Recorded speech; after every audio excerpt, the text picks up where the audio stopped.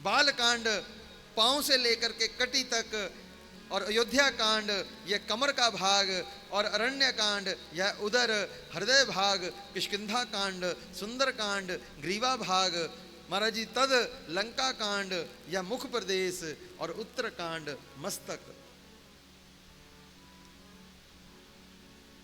अब दिव्य रूप से हम इस रामचरितमानस के माध्यम से प्रभु के वांगमय स्वरूप को ही स्पर्श करने जा रहे हैं। ये बात हम इसलिए स्मरण कर रहे हैं ताकि जिस जिस कांड में हम विहार करेंगे, आप मान लीजिए हम प्रभु के उस अंग भाग का आलिंगन कर रहे हैं। और सबसे बड़ा कांड कौन सा है? पांव से लेकर के कटी तक जो लंका कांड है, जो बाल कांड है, वो सबसे बड़ा है महाराज जी। तो अब अपूर्व भाव से उसी बाल कांड में प्रवेश करते हैं। बाल कांड के मंगलाचरण में गोस्वामी तुलसीदास जी दिव्य रूप से स्मरण करते हैं। सर्वप्रथम मंगलाचरण के सप्त श्लोक हैं, उन सप्त श्लोकों के उपरांत पंच सोरठे हैं। तद महाराज जी दिव्य रूप से वंदना प्रकरण है। प्रयास करेंगे कि आज हम आप सब वंदना प्रकरण को जितना भी हो सके आंशिक भाग में स्पर्श कर लें। उसमें प्रवेश करते हुए गोस्वामी जी बालकांड के मंगलाचरण में प्रवेश करते हैं। श्री जानकी वल्लभो विजयते,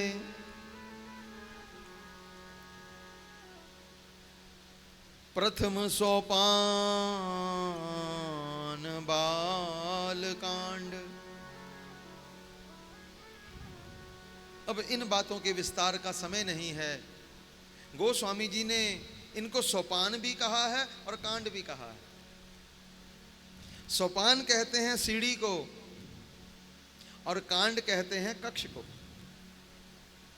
एक घर है महाराज जी, हमारी चार दीवारी, किसी का 100 गज का, किसी का 200 गज का, किसी का 500 गज का, किसी का 5000 गज का घर होता है, बाउंड्री वाल। और उसके अंदर महाराज जी दिव्य रूप से अतिथि कक्ष होता है, रसोई कक्ष होता है, शयन कक्ष होता है, और सबके आजकल तो अलग अलग शयन कक्ष होते हैं। तो एक एक कक्ष को कांड कहते हैं, क्योंकि रामायण क्या है? ये प्रभु का घर है। प्रभु के घर में महाराज जी जितने कक्ष हैं उसको एक एक को कांड कहते हैं। गोस्वामी जी कहते प्रभु के घर के मुख्यतः 7 कक्ष हैं। बालकांड, अयोध्या कांड, तद अरण्य कांड, किष्किंधा कांड, सुंदर कांड, लंका कांड और उत्तर कांड। इन 7 कक्षों से युक्त प्रभु का घर है। इनको कांड कह करके भी संकेत किया है और सोपान कह के भी संकेत किया है। ये सोपान भी हैं। सोपान कहते हैं सीढ़ी को। प्रथम सोपान, द्वितीय सोपान, तृतीय सोपान, चतुर्थ, पंचम, सप्तम, महाराज जी सोपान कह करके भी संकेत किया है। अगर आप शुक्ला जी अगर सोपान का आश्रय लेकर के चलेंगे तब क्या होगा? इन सोपान की सीढ़ियों से उतरते उतरते उतरते उतरते जब सप्तम सोपान महाराज जी नीचे उतरेंगे तब दिव्य रूप से महाराज जी मानस सरोवर में हम प्रवेश कर जाएंगे, और उस मानस सरोवर में नील सरोवरहु नीलमणि स्वरूप में प्रभु विहार करते मिल जाएंगे। ये सोपान का प्रतिफल है। और कांड का प्रतिफल क्या है? जब हम किसी महाराज जी, अब आप किसी व्यक्ति का अगर आपको परिचय प्राप्त करना होवे तो महाराज जी उससे मिलना होवे तो कैसे मिलेंगे? आपको व्यक्ति का नाम तो पता चल जावे कि वो अमुक शर्मा जी हैं, लेकिन वो मिलेंगे कहाँ? जब तक घर का पता नहीं मिलता तब तक मिलेंगे नहीं महाराज जी। उनका नाम पता चल गया, स्वरूप पता चल गया, इतने से वो मिलेंगे नहीं। मिलेंगे कब? जब उनका महाराज जी घर का मकान नंबर, मोहल्ला, क्षेत्र वो सब पता चल जाएगा, फिर महाराज जी हम उनसे मिल पाएंगे। तो जो कांड है महाराज जी, वो प्रभु के उस घर का परिचय है, रामायण का परिचय है। रामायण प्रभु का घर है। जब तक घर का पता नहीं चलेगा तब तक महाराज जी उस घर में रहने वाले का पता कैसे चल सकता है, उससे हम कैसे मिल सकते हैं। अगर कांडों का आश्रय लेकर के चलेंगे तो प्रभु के घर का पता चल जाएगा, अगर सोपान का आश्रय लेकर के चलेंगे तब मानस सरोवर में प्राप्त महाराज जी हम पहुंच जाएंगे। ये दिव्य भाव है। पकड़ में आ जावे तो अच्छा, ना आवे तो उससे भी अच्छा। तो गोस्वामी जी अपूर्व भाव से प्रथम सोपान बालकांड सर्वप्रथम उन सप्त श्लोकों का स्मरण करते हैं। जितना समय है उसी समय अनुरूप इन भावों का दर्शन करने का प्रयास करते हैं। गोस्वामी जी बालकांड के सप्त श्लोकों में प्रथम श्लोक का स्मरण करते हैं। वर्णानाम अर्थ संघाना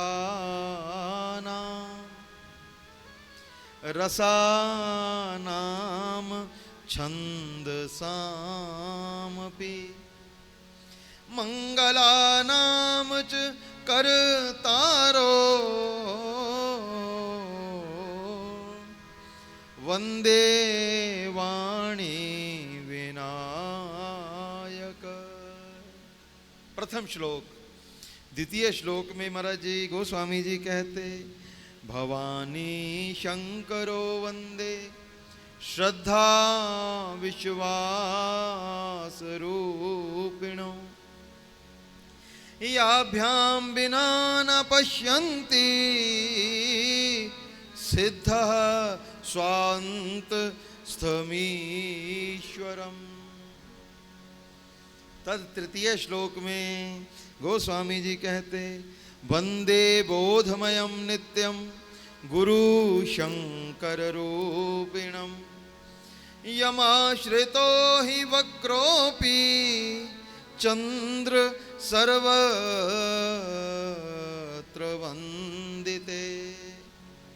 तद सीताराम गुणग्राम पुण्यरण्य विहारणो वंदे विशुद्ध विज्ञानो कवीश्वर कपीश्वरो। तद महाराज जी पंचम श्लोक में कहते उद्भव स्थिति संहार कारणिम क्लेशहारणिम सर्वश्रेयस्करिम सीता नतोहम राम वल्लभाम। तब महाराज जी षष्ठम श्लोक में कहते यन्मायावश्वती विश्व अखिलम ब्रह्मादिदेवासुरा यत सत्वाद मृषेव भान्ति सकलम रज्जो यथा हेरभ्रम यत पाद पल्लवम एकमेव हि भवाम्भोधेस् ततीर्षावतां वन्देऽहं तं शेष कारणं परम रामाख्यम ईशम हरिम।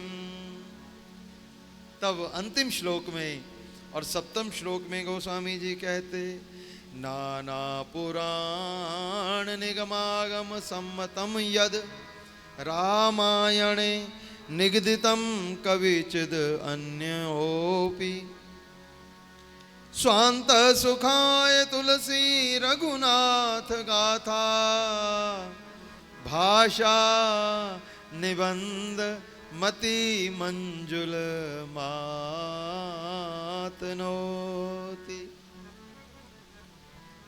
7 श्लोकों का स्मरण करके गोस्वामी तुलसीदास जी अगर कुछ अंदर की बात कहते हुए चलें तो महाराज जी ये 7 श्लोक ही 7 सोपान और 7 कांडों का परिचय देते हैं। इन 7 श्लोकों से ही महाराज जी संपूर्ण रामचरितमानस का दिव्य रूप से हमें बोध हो जाता है।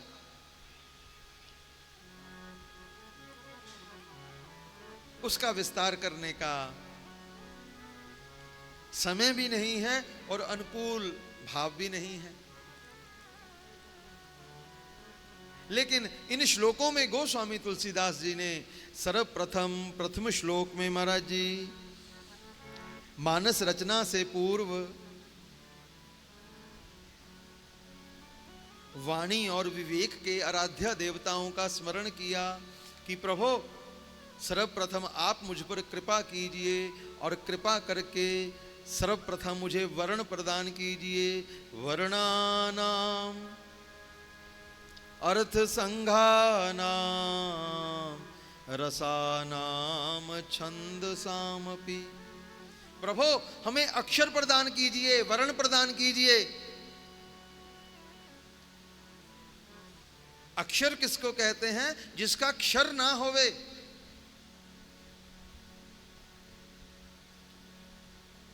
प्रभो हमें अक्षर वर्णमाला के अंतर्गत उन वर्णों को प्रदान कीजिए और उन वर्णों में महाराज जी दिव्य रूप से वर्णानाम उस शब्द समूह में प्रभो कृपा करके हमें अर्थ प्रदान कीजिए, उन शब्दों का अर्थ होवे। वर्णानाम अर्थ संघानाम, और उस अर्थ में प्रभो हमें कृपा पूर्वक रस निमज्जित कर दीजिए। रसानाम, और जो महाराज जी रस होता है ना वो डिल्यूट फॉर्म में होता है, वो लिक्विड होता है, वो तरल होता है, और उस रस को संग्रहित करने के लिए, एकत्रित करने के लिए प्रभु हमें पात्र दीजिए। पात्र कौन सा? छंद सामपि, छंद रूपी पात्र दीजिए। अब महाराज जी शब्द आ गए, उनमें अर्थ आ गया, उन अर्थों में रस आ गया, उस रस को छंद रूपी पात्र में एकत्रित कर लिया। तो गोस्वामी जी कहते वह रस उसका प्रयोजन क्या हो? गोस्वामी जी कहते मंगलानाम च कर्तारो, वह सबका मंगल करने वाले होवें। शब्द, शब्दों में अर्थ, अर्थों में रस, और उस रस का पान करके जो भी उसका सेवन करे पठन माध्यम से, श्रवण माध्यम से, उसका मंगल होवे, मंगल होवे। मंगल किसको कहते हैं? मगो गति इति मंगलः। मंगल किसको कहते हैं? मगो गति, जो सदैव आगे की ओर बढ़ती रहे, आगे की ओर बढ़ती रहे। मगो गति इति मंगलः। मंगलानाम च कर्तारो वंदे वाणी विनायक। हे वाणी और विवेक के देवता, हे वाणी और बुद्धि के देवता, हम आपसे सर्वप्रथम प्रार्थना करके, प्रार्थना पूर्वक प्रणाम करते हैं कि आप हमें इन समस्त भावों को प्रदान कीजिए। प्रथम श्लोक में गोस्वामी तुलसीदास जी ने वाणी और विनायक की वंदना की।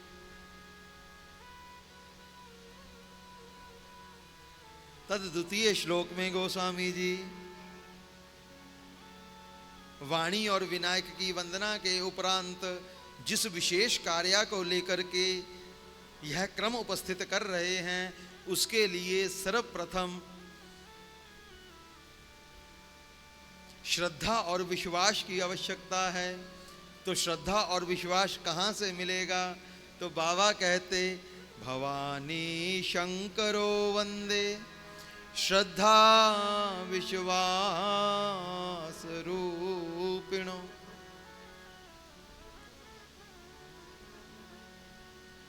श्रद्धा और विश्वास स्वरूप भूत भावन भगवान शंकर और माँ भवानी से प्रार्थना कर रहे हैं, क्योंकि प्रभु अगर जीवन में श्रद्धा नहीं होगी तब विश्वास महाराज जी दिव्य रूप से प्राप्त नहीं होगा। क्योंकि यह भक्ति का सूत्र है। भक्ति रसामृत सिंधु में श्री रूप गोस्वामी पाद कहते हैं कि हमें भक्ति कैसे प्राप्त होगी। आदो श्रद्धा ततो साधो संगात तब भजन क्रिया। सर्वप्रथम श्रद्धा महाराज जी, आदो श्रद्धा, और श्रद्धा के बाद आदो श्रद्धा ततो साधु संगात, उसके बाद साधु संग, फिर भजन क्रिया। अगर इस क्रम से हम चलेंगे तब हमें भक्ति तत्व की प्राप्ति हो जाएगी, लेकिन मूल में श्रद्धा चाहिए। बहुत बार क्या होता है, गुण सुन करके श्रद्धा बन जाती है और अवगुण सुन के श्रद्धा बिगड़ जाती है। वह श्रद्धा वर्धित कब होगी, वह श्रद्धा वर्धमान कब होगी, जब हम श्रद्धा के बाद साधु संग करेंगे। अगर साधु संग नहीं करेंगे तो महाराज जी जो गुण सुनकर बनी श्रद्धा थी वो कोई ना कोई अवगुण सुनकर के बिगड़ भी जा सकती है। लेकिन अगर साधु संग करेंगे तो महाराज जी जो साधु हैं, जो संत हैं, वो हमारी श्रद्धा को बनाए रखेंगे। जो अगाध श्रद्धा ही विश्वास का स्वरूप धारण कर लेती है बंधुओं। अगर श्रद्धा के बिना हमने साधु संग नहीं किया और भजन क्रिया में लग गए, तब हमें अभीष्ट की प्राप्ति करने में चूक हो जाती है। आप उदाहरण देख सकते हैं, शुक्ला जी ध्यान दीजिए। भरत जी के हृदय में, भरत जी कौन, रामानुज भरत नहीं, जो भगवान ऋषभदेव के पुत्र भरत, भगवान ऋषभदेव के 100 पुत्र हुए। 100 में से 9 तो योगेश्वर हो गए और 9 ने महाराज जी दिव्य रूप से अपने क्षत्रिय धर्म को अपना लिया, राज्य के लिए तत्पर हो गए और 88 ब्राह्मण हो गए भगवान ऋषभदेव के। उनमें से जो भरत जी थे, उन्होंने अपने पूर्वजों के वैराग्यों को सुना कि हमारे पूर्वजों में इतना वैराग्य था। अपने पूर्वजों के वैराग्य को श्रवण करके श्रद्धा उत्पन्न हो गई। अपने पूर्वजों के वैराग्य को सुनकर के हृदय में उद्दीपित श्रद्धा को लेकर के वन में जाकर के भजन करने लग गए। बीच में साधु संग छोड़ दिया। तब उसका परिणाम क्या हुआ महाराज जी, जब भजन में जाकर के लग गए तब महाराज जी क्या हुआ, एक मृगी के बच्चे में आसक्त हो गए। तो मृत्यु के उपरांत अगला जन्म मृग का लेना पड़ा, फिर वही भरत जड़ भरत हुए। तो इसलिए जब श्रद्धा उत्पन्न हो जाती है, श्रद्धा के बाद साधु संग अनिवार्य है। अगर साधु संग नहीं करेंगे तब महाराज जी जो गुण सुनकर बनी श्रद्धा सी, महाराज जी वो कहीं ना कहीं बिगड़ जाती है या कहीं ना कहीं उस श्रद्धा में अवरोध आ जाता है। तो गोस्वामी जी कहते, भवानी शंकरो वंदे श्रद्धा विश्वास रूपिणो। श्रद्धा बनती और बिगड़ती है, और श्रद्धा कौन है, ये भवानी का स्वरूप है। आप दर्शन कीजिए, जो श्रद्धा है वो पहले हमें सती स्वरूप में प्राप्त हुई, लेकिन उस श्रद्धा को भस्मीभूत होना पड़ा। फिर वही श्रद्धा उमा स्वरूप में प्रकट हुई, क्योंकि श्रद्धा बनती और बिगड़ती है, जन्मती और मरती है।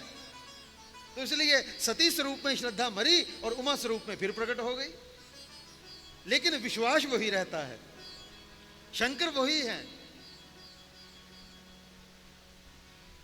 तो इसलिए विशुद्ध श्रद्धा को धारण करने के लिए, क्योंकि महाराज जी श्रद्धा कब अडिग होगी, श्रद्धा कब विश्वास का स्वरूप लेगी। प्राय प्राय हम श्रद्धा को हृदय का विषय मान लेते हैं कि श्रद्धा हृदय का विषय है, लेकिन बंधुओं जो हृदय में अवस्थित श्रद्धा होती है वो बनती और बिगड़ती है। जो बुद्धि में आकर विराजमान हो जाती है वो बनती बिगड़ती नहीं, वो विश्वास का स्वरूप ले लेती है। श्रेय धार्यति इति श्रद्धा। अगर तो हमने श्रद्धा को हृदय का तत्व मान लिया तब वो बनेगी और बिगड़ेगी। अगर श्रद्धा को बुद्धि में महाराज जी अवस्थित कर लिया तब दिव्य रूप से वही श्रद्धा जो है वो विश्वास का स्वरूप ले लेवेगी, वो विश्वास का वर्ण कर लेवेगी। ये अंदर की बातें हैं,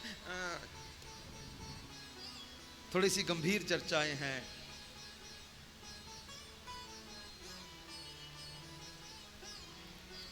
तो गोस्वामी जी महाराज जी द्वितीय श्लोक में भवानी और शंकर की वंदना करते हुए श्रद्धा और विश्वास स्वरूप में भवानी और शंकर का आराधन कर रहे हैं कि प्रभु मुझे एक विशेष कार्य करना है, रामचरित का लेखन करना है, उसके लिए प्रभु आप श्रद्धा और विश्वास स्वरूप में मेरे हृदय में अवस्थित हो जाइए, क्योंकि अगर श्रद्धा और विश्वास नहीं होगा तब महाराज जी हृदय में अवस्थित प्रभु भी दिखाई नहीं पड़ेंगे। गोस्वामी जी कहते याभ्याम बिना न पश्यन्ति सिद्ध स्वांत स्वमीश्वरम। बड़े बड़े सिद्धों के स्व अंत में जो महाराज जी दिव्य रूप से प्रभु विराजमान हैं उनको दिखाई नहीं पड़ते। क्यों नहीं दिखाई पड़ते? क्योंकि श्रद्धा और विश्वास का स्पर्श नहीं होता। तो अपूर्व भाव से द्वितीय श्लोक में सत्य कहें इन भावों के बहुत विस्तार हैं और अपना ये बहुत एक रुचिकर प्रकरण है इनका विस्तार, लेकिन हम थोड़ा सा शुद्ध हृदय से कह रहे हैं, हमें वैसा विस्तार करने वाला समाज यहां पर दिखाई नहीं पड़ रहा कि इन बातों का विस्तार किया जाए।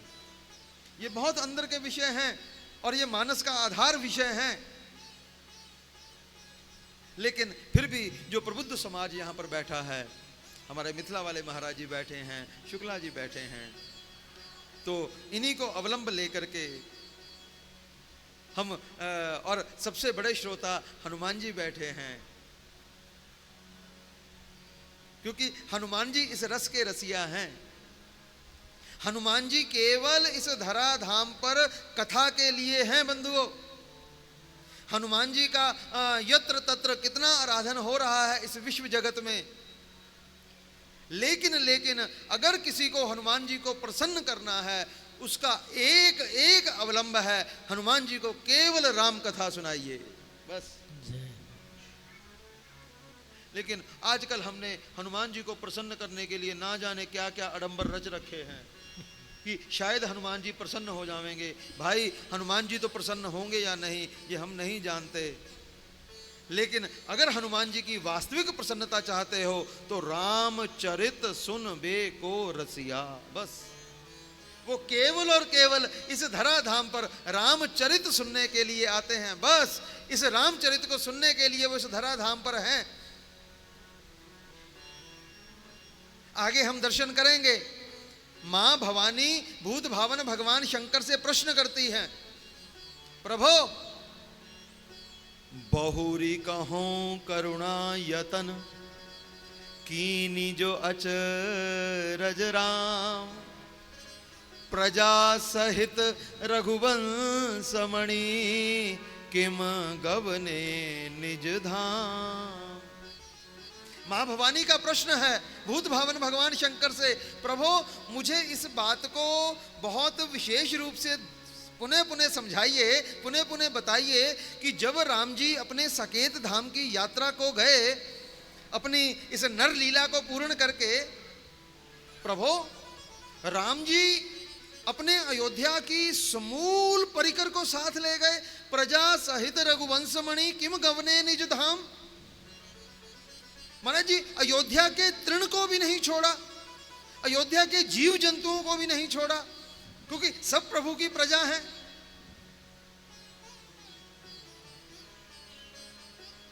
जब मेरे राघवेंद्र सरकार साकेत जाने लगे तो प्रभु ने सबसे कहा चलिए चलिए, आपने मेरे लीला काल में मेरा सहयोग, मेरा दर्शन, मेरा सानिध्य प्राप्त किया है, आप सब मेरे परम साकेत के अधिकारी हैं, सब चलिए सब चलिए। हनुमान जी को कहा, हनुमान जी आप भी चलिए। हनुमान जी कहते, प्रभु हम आपके साथ आपके साकेत को तो चलेंगे, प्रभु आप ये बताइए साकेत में कथा का समय क्या रहेगा, 7 से 10 रहेगा या 6 से 9 रहेगा या 4 से 8 रहेगा? प्रभु कथा का समय क्या रहेगा? तो राघवेंद्र सरकार कहते, हनुमान जी साकेत में हम मिलेंगे, हमारी कथा तो नहीं मिलेगी। तो हनुमान जी कहते, प्रभु जहां आपकी कथा नहीं है वहां हमें नहीं जाना सरकार, आपके साकेत को आप जाइए, हम तो यहीं पर रह करके आपकी कथा का दिव्य श्रवण करेंगे। महाराज जी वाल्मीकि जी को तुलसी स्वरूप में इसलिए प्रकट होना पड़ा क्योंकि हनुमान जी केवल कथा के लिए यहाँ पर हैं। मेरे प्रभु जानते हैं कि आने वाले कली काल में महाराज जी कोई भी संस्कृत का विद्वान, कोई विज्ञ नहीं होगा कि जो संस्कृत में प्रभु की कथा का गायन महाराज जी दिव्य रूप से जन समुदाय के लिए करे। यहाँ पर तो जब तक बोलचाल की भाषा में प्रभु की कथा का दिव्य महाराज जी प्रकट्य नहीं होगा, तब तक महाराज जी हनुमान जी इस धरती पर कैसे रहेंगे? हनुमान जी को सुख प्रदान करने के लिए वाल्मीकि जी तुलसीदास जी के स्वरूप में प्रकट होकर के रामचरितमानस की रचना कर रहे हैं, ताकि जहां जहां पर रामचरितमानस का गायन होगा वहां वहां पर हनुमान जी निश्चित रूप से विराजमान होंगे और महाराज जी उस कथा का रसपान करके अपने दिव्य दिव्य यहां रहने के उस अलभ्य लाभ को प्राप्त करेंगे। ये कथा केवल हनुमान जी को धरती पर सुख देने के लिए है और उसके मूल श्रोता हनुमान जी हैं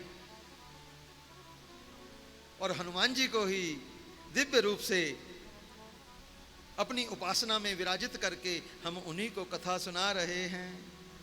2 श्लोकों में, पहले श्लोक में भवानी वाणी और विनायक का स्मरण किया, द्वितीय श्लोक में भवानी और शंकर का श्रद्धा और विश्वास स्वरूप में स्मरण किया। अब तृतीय श्लोक में गोस्वामी तुलसीदास जी गुरु स्वरूप का स्मरण करते हुए कहते हैं, वंदे बोधमयम नित्यम गुरु शंकर रूपिणम यमाश्रितो हि वक्रोपि चंद्र सर्वत्र वंदिते। हम यंत्र माध्यम से एक बात और कहते हुए चल रहे हैं। आप सब समाज में विहार करने वाले लोग हैं।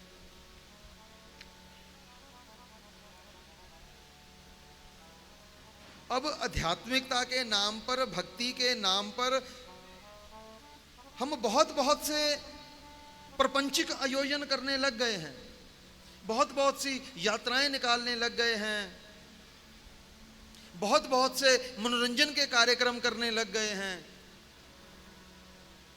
हम बहुत विनम्रता पूर्वक प्रार्थना करें, जब भी आपके हृदय में कोई आयोजन करने का सुयोग बने तो प्रभु के विशुद्ध सत्संग का आयोजन किया कीजिए, उसके चलते हुए, ताकि सत्संग के माध्यम से हमें हमारे जीवन जीने का दिव्य मार्ग प्रशस्त होवे और हमारी रति प्रभु चरणों में होवे। बस कौन सा आयोजन हमें करना है? जिस आयोजन को करके हमारी रति जो है वो प्रभु चरणों में बढ़े, हमारा व्यवहार और अध्यात्म जो है वो प्रबल होवे, व्यवहार आध्यात्मिक हो जावे, ऐसे आयोजन कीजिए। हम ये बात यंत्र माध्यम से भी अपने हृदय की वेदना को कहने का एक सुयोग मान रहे हैं कि इस सुयोग के माध्यम से हम अपने हृदय की वेदना को समूल जन समुदाय के आगे कहना चाहते हैं कि बहुत विनम्रता पूर्वक प्रार्थना कि बहुत सी, आजकल हमने कल भी चर्चा की थी, बहुत सी यात्राओं का लोग अवलंब ले लेते हैं, लाखों रुपया खर्च कर देते हैं। अरे भाई, और कुछ प्रपंच करने की आवश्यकता नहीं, एक छोटा सा स्थान निर्धारित कर लीजिए, उस स्थान में विशुद्ध सत्संग का श्रवण कीजिए, जिसका लाभ आपको भी होगा और सुनने वालों को भी होगा और सुनाने वालों को भी होगा। भगवान ने गीता के 10वें अध्याय के 9वें श्लोक में अपने भजन का स्वरूप कहा है कि मेरे भजन का स्वरूप क्या है। शुक्ला जी ध्यान दीजिए बात पर। भगवान अपने भजन का स्वरूप कहते हैं। अगर किसी को मेरा भजन करना है तो वो कैसे करे?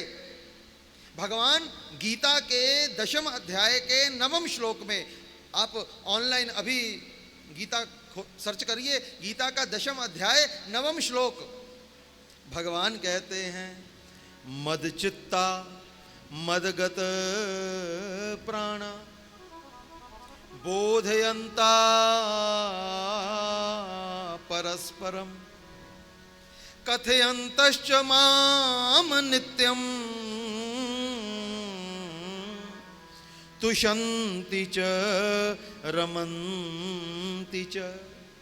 भगवान कहते मद चित्ता मदगत प्राणा, महाराज जी अपने चित्त में मेरे को अवस्थित करके, अपने प्राणों को मेरे में समाविष्ट करके, जो जीव मद चित्ता मदगत प्राणा बोधयन्ता परस्परम, बोध युक्त होकर के परस्पर क्या करता है, कथयन्तश्च माम नित्यम, नित्य मेरी कथा का श्रवण करता है, तो उसको क्या प्राप्त होता है, तुषंती च रमंती च, उसकी तुष्टि हो जाती है और वो मेरे में रमण करने लग जाता है।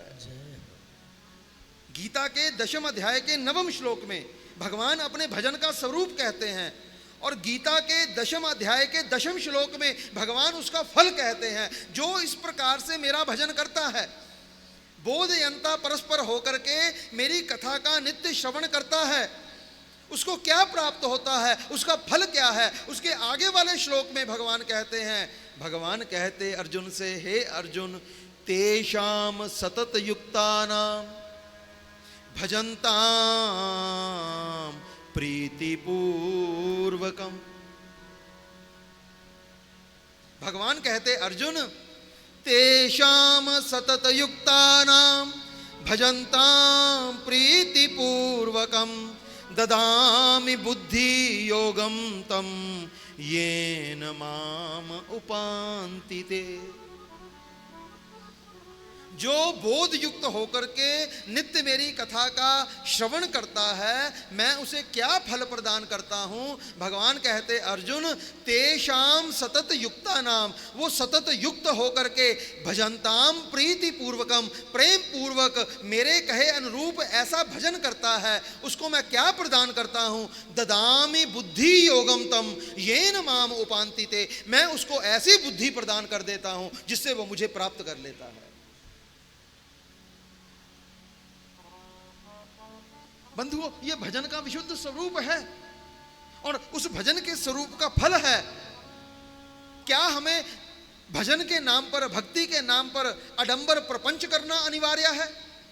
भगवान अपने भजन करने का विशुद्ध उपाय बताते हैं, बोध युक्त परस्परम कथयन्तश्च माम नित्यम। अरे भाई, बोध युक्त होकर के मेरी नित्य परस्पर कथा का श्रवण कीजिए, मनन कीजिए, पठन कीजिए, और उसके फल स्वरूप में मैं उस जीव को क्या देता हूं, ददामि बुद्धि योगम तम, मैं उसे ऐसी बुद्धि प्रदान कर देता हूं, ऐसी बुद्धि प्रदान कर देता हूं जिसके चलते हुए वो मुझे प्राप्त कर लेता है।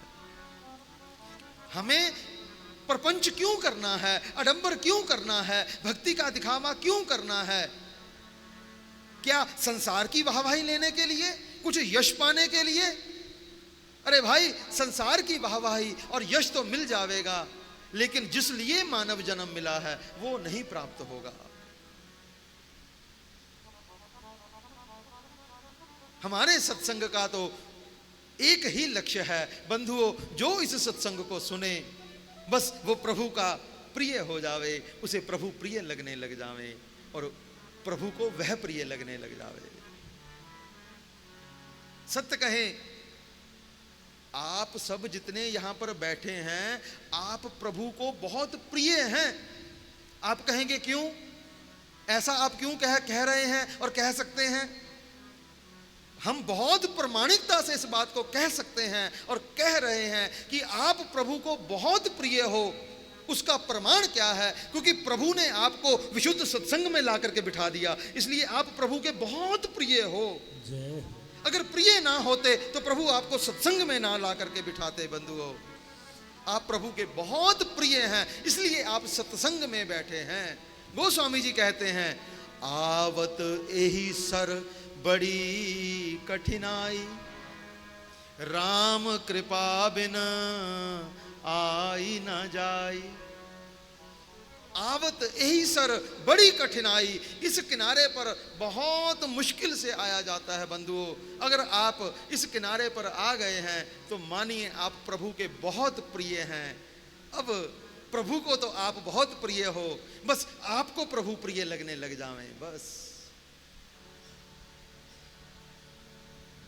तो अपूर्व भाव से गोस्वामी तुलसीदास जी द्वितीय श्लोक तक श्रद्धा और विश्वास स्वरूप में भवानी शंकर का स्मरण कर रहे हैं। सत्य कहें, अपने सत्संग की धारा तो महाराज जी ना जाने कहाँ से प्रवाहित होकर के आती है, और जिस प्रकार से गंगा बहती बहती महाराज जी सब ओर से अपना अपना स्थान बनाती टेढ़ी मेढ़ी महाराज जी चलती जाती है, उसी प्रकार से अपने सत्संग की जो प्रवहनी गंगा है वो भी महाराज जी ना जाने किन किन घाटों का स्पर्श करती हुई चलती है। बस आप उसे पकड़ते जाइए, उसका सुख लेते जाइए बंधुओं।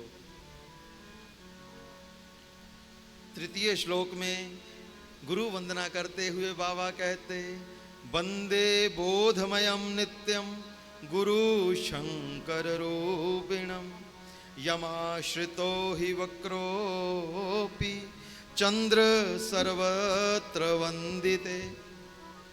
बाबा कहते, जो गुरु चरणों का आश्रय ग्रहण कर लेता है, महाराज जी वो टेढ़ा ही क्यों ना होवे, यमाश्रितो ही वक्रोपी, जो महाराज जी गुरु आश्रय ग्रहण कर लेता है वो चाहे वक्र गति वाला भी क्यों ना होवे।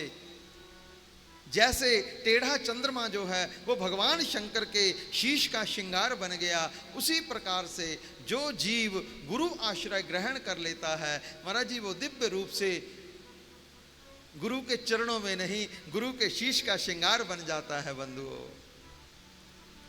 यद्यपि इस श्लोक का आंतरिक भाव कुछ और है। चंद्र कौन है? चंद्र मन के देवता हैं। चंद्रमा मनसो जाता है, चंद्रमा मन के देवता हैं।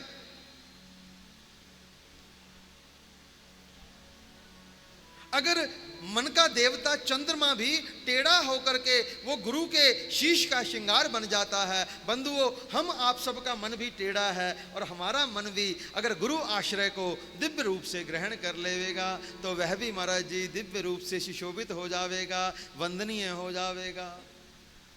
और भी इसके बहुत आंतरिक भाव हैं, उन भावों को प्रणाम करके गोस्वामी तुलसीदास जी चतुर्थ श्लोक में कहते हैं, सीताराम गुणग्राम पुण्यरण्य विहारणो वंदे विशुद्ध विज्ञानो कवीश्वर कवि कपीश्वरो। चौथे श्लोक में महाकवि वाल्मीकि जी की और महाराज जी परम रसिक रस चूड़ामणि दास्य भाव की उपासना के परमाचार्य श्री हनुमान जी का वंदन कर रहे हैं। क्योंकि ये दोनों कौन हैं? ये सीता राम रूपी पुण्य अरण्य में विहार करने वाले हैं। क्योंकि गोस्वामी तुलसीदास जी को ऐसा कार्य करना है, ऐसा कार्य करना है जिसके लिए वाणी विनायक की आवश्यकता है, उसके उपरांत श्रद्धा विश्वास की आवश्यकता है, उसके उपरांत गुरु कृपा की आवश्यकता है। तद महाराज जी जो उस रस के रसिक हैं उनकी आवश्यकता है। अब उस रस के आचार्यों की वंदना करते हुए गोस्वामी जी कहते, वंदे विशुद्ध विज्ञानो कवीश्वर कपीश्वरो। वाल्मीकि जी की और हनुमान जी की वंदना करते हुए इनको विशुद्ध विज्ञानी कह करके संकेत कर रहे हैं।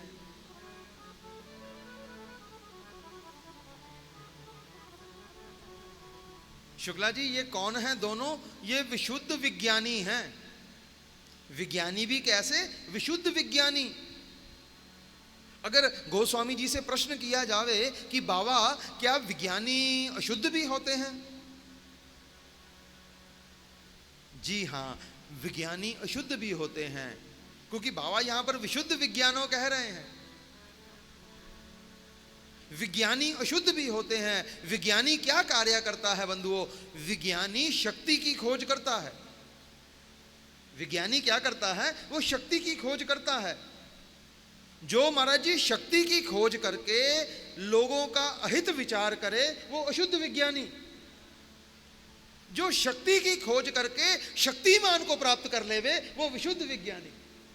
अब ये दोनों कौन है महाराज जी? कवीश्वर और कपीश्वर कौन है? इन्होंने भी शक्ति की खोज की, इन्होंने भी भगवत प्रेम रूपा शक्ति की खोज की। उस भगवत प्रेम रूपा शक्ति की खोज करके शक्तिमान को प्राप्त कर लिया। तो दिव्य रूप से वंदे विशुद्ध विज्ञानो कवीश्वर कपीश्वरो, ये विशुद्ध विज्ञानी हैं।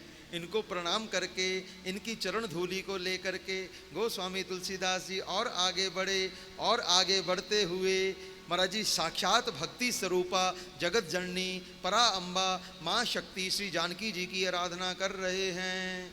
श्री जानकी जी की आराधना करते हुए अब माँ जानकी को ब्रह्म स्वरूप में गोस्वामी जी प्रतिष्ठित कर रहे हैं। ब्रह्म का क्या कार्य होता है? सृजन, पालन और संहार। और यहाँ पर गोस्वामी तुलसीदास जी माँ जानकी जी को ब्रह्म स्वरूप में प्रतिष्ठित कर रहे हैं। और प्रतिष्ठित करके क्या कह रहे हैं? उद्भव स्थिति संहार कारणिम क्लेशहारणिम सर्वश्रेयस्करिम। ये ब्रह्म स्वरूपा तो है ही, ब्रह्म स्वरूपा होकर के समस्त क्लेशों का हरण करने वाली हैं, और क्लेशों के हरण करने के साथ साथ जीव को श्रेय प्रदान करने वाली हैं। और गोस्वामी तुलसीदास जी से पूछा गया, गोस्वामी जी आप जानकी जी के किस स्वरूप का वंदन करते हैं? क्या आप ब्रह्म स्वरूपा जानकी जी का वंदन करते हैं, या क्लेश हरने वाली जानकी जी का वंदन करते हैं, या श्रेय प्रदान करने वाली जानकी जी का वंदन करते हैं? गोस्वामी तुलसीदास जी कहते, अरे भाई ब्रह्म स्वरूपा जानकी जी को मैं नमन करता हूँ, क्लेश हरने वाली जानकी जी के चरणों में मैं खूब खूब प्रणाम प्रेषित करता हूँ। जो सबको श्रेय प्रदान करने वाली हैं उनका भी मैं खूब खूब स्मरण करता हूँ। लेकिन मेरा विशेष प्रणाम किसको है? मेरा विशेष प्रणाम है महाराज जी सीता न तो हम राम वल्लभा, जो राम वल्लभा जानकी है मैं उनको विशेष रूप से प्रणाम करता हूँ। तो अपूर्व भाव से भक्ति स्वरूपा राम वल्लभा माँ जानकी को प्रणाम करते हुए गोस्वामी जी आगे बढ़ते हैं। आगे बढ़ते हुए गोस्वामी तुलसीदास जी कहते, यन्माया वश्वरति विश्व अखिलम ब्रह्मादिदेवासुरा यत्सत्त्वाद् मृषेव भान्ति सकलं रज्जो यथा हेरभ्रम यत्पादपल्लवम् एकमेव हि भवाम्भोधेस्तीर्षावताम् वंदेहम तम शेष कारणम परम रामाख्यम ईशम हरिम। आहा, अब मैं महाराज जी उस सृष्टि की परम सत्ता का वंदन करता हूँ। यद्यपि जानकी जी जो हैं वो स्वतंत्र ब्रह्म सत्ता को समाहित किए हुए हैं, लेकिन वह ब्रह्म सत्ता का उपयोग जिनके रुख से करती हैं, जिनकी इच्छा से करती हैं, जिनके संकल्प से करती हैं, उस कारण स्वरूप प्रभु को मैं वंदन करता हूँ। तम शेष कारणम परम, उसके लिए दिव्य रूप से जिन विशेषणों का गोस्वामी जी आश्रय ले रहे हैं, यन्माया वशवृति, जिनके वश में वह माया, वह महाराज जी दिव्य रूप से विद्या माया अविद्या माया जिनके वश में है,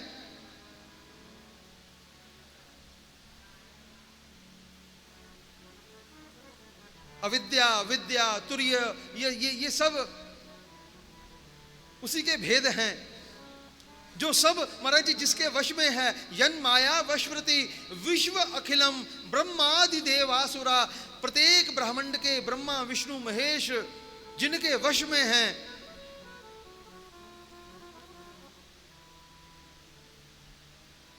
जिस माया के प्रभाव से सर्प में रस्सी का और रस्सी में सर्प का भ्रम हो जाता है,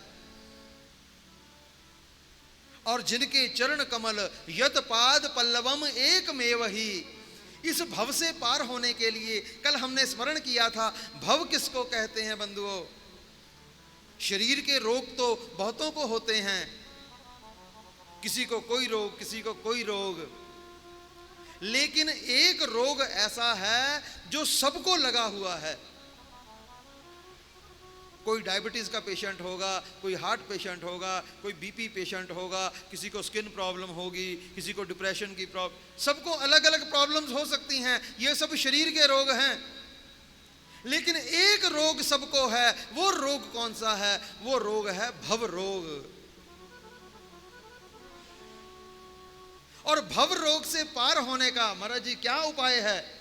गोस्वामी तुलसीदास जी इस श्लोक में कहते हैं, जो रोग सबको लगा हुआ है उस रोग से छूटने का एक उपाय है, यत पाद पल्लवम एकमेव ही। केवल प्रभु के चरण ही उस रोग से छूटने का उपाय है। यत पाद पल्लवम एकमेव ही भवाम्भो देश ततीर्षावताम। इस भव समुद्र में उपाय क्या है महाराज जी? ततीर्षावताम, जिसके भीतर पार होने की लालसा, ततीर्षा उत्पन्न हो जाती है, तितिक्षा उत्पन्न हो जाती है कि मैं कब इससे पार हूं। गोस्वामी तुलसीदास जी कहते हैं, नर्तन भव बारिधि कर बेड़ो, सन्मुख मरुत अनुग्रह मेरो। यह नर्तन ही एक ऐसा है, उस भव से पार होने के लिए नौका कौन सी है? यह नर्तन ही नौका है, यह मानव देह ही नौका है बंधुओं।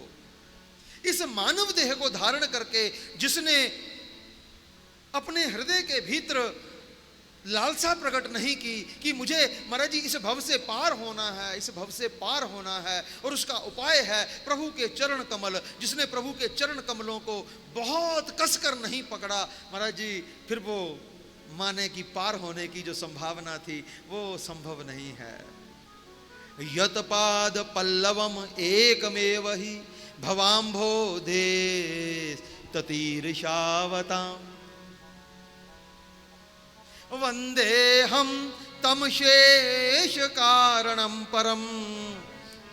महाराज जी यहां पर प्रभु को क्या कहा? मैं उसका वंदन करता हूं जो सबका कारण है। तम शेष कारणम परम, जो परम कारण है। महाराज जी मिथिला वाले महाराज जी इधर ध्यान दीजिए। अगर प्रश्न किया जावे बीज पहले हुआ कि पेड़ पहले हुआ, क्या उत्तर होगा?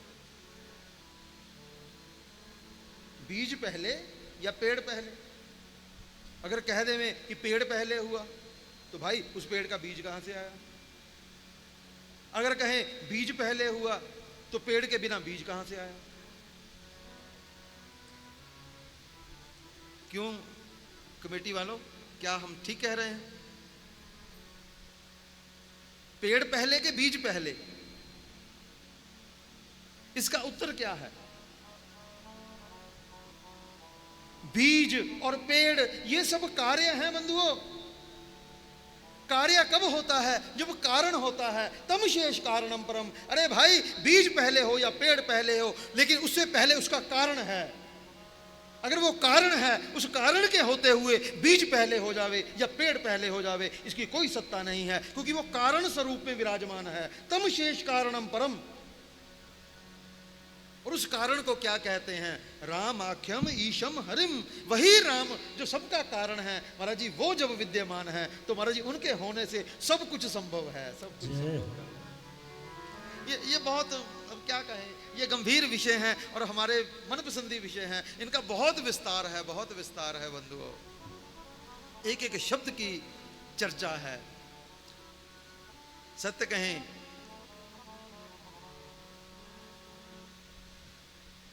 9 दिन की कथा केवल 7 श्लोकों पर ही होती है।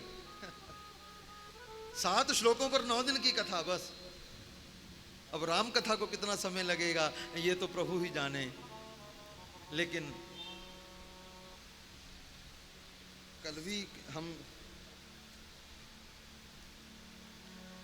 कल भी घड़ी यहीं पर रुकी हुई थी, आज भी वहीं रुकी हुई है। हम इसके हिसाब से चल रहे हैं कि अभी अभी 9 बजने में 10 मिनट हैं। यहाँ तो 9:26 हो गए हैं।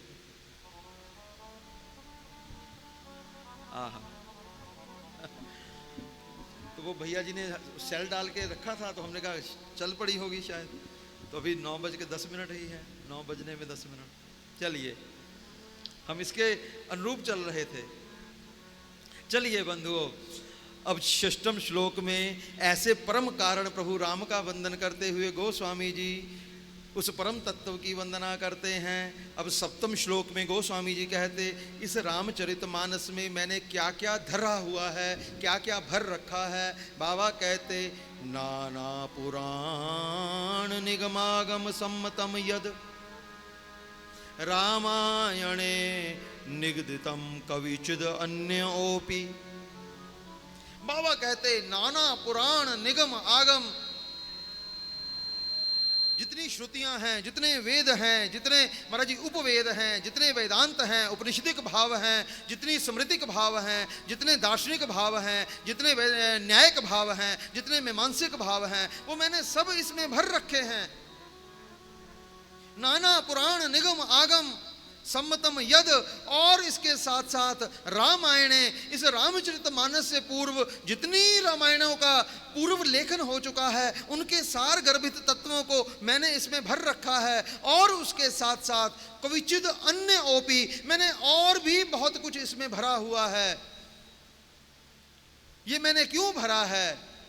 स्वांत सुखाय तुलसी रघुनाथ गाथा भाषा निबंधमति मंजुल मातनोति।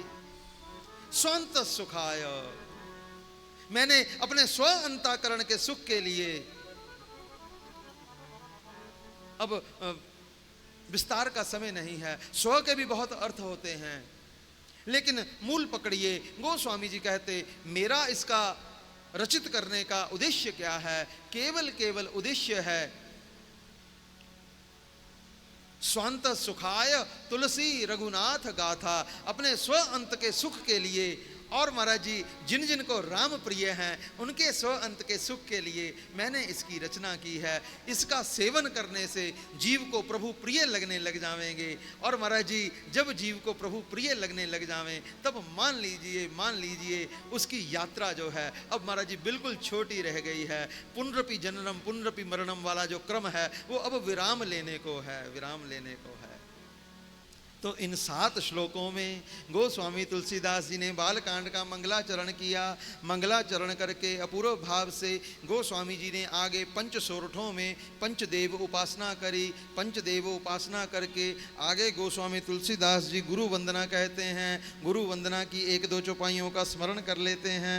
बाबा कहते, बंदौ गुरु पद पदम परागा, बंदौ गुरु पद पदम परागा, सुरचि सुवास सरस अनुरागा, सुरचि सुवास सरस अनुरागा, सुरचि सुवास सरस अनुरागा, सुरचि सुवास सरस अनुरागा, अमीय मूरी महे चूरण चारू, अमीय मूरी महे चूरण चारू, समन सकल भव रुज परिवारू, समन सकल भव रुज परिवारू, श्री गुरुपद नख मणिगण ज्योति, श्री गुरुपद नख मणिगण ज्योति,